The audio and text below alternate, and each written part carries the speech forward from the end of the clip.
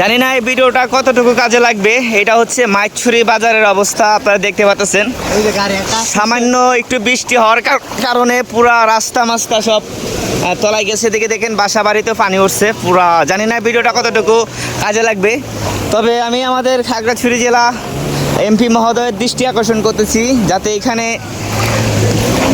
একটি কিছু করা হয়, না হলে কিন্তু আমাদের মতো সাধারণ পাবলিকেরা এইভাবে ভোগান্তি হচ্ছে। দেখেন সাধারণ একটু বৃষ্টি হওয়ার কারণে কি একটা অবস্থা, মোটর সাইকেল খুব কষ্টের ভিতরে পার হইতেছে।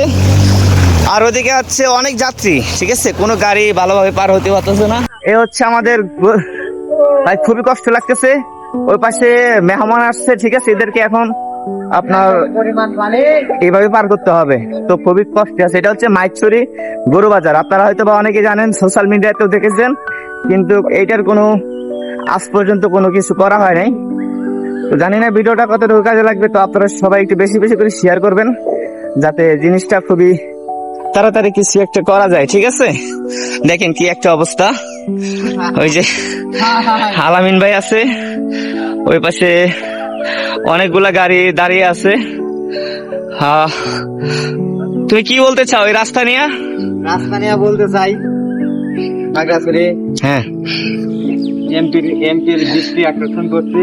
অবশ্যই এই জায়গায় যত দ্রুত সম্ভব রাস্তাটা উঁচা করার ব্যবস্থা করা হোক, নাহলে সাধারণ মানুষ ভোগান্তিতে পড়ছে। হ্যাঁ হ্যাঁ, রাস্তাঘাটে মানুষ চলাফেরা খুবই কষ্টকর হয়ে গেছে।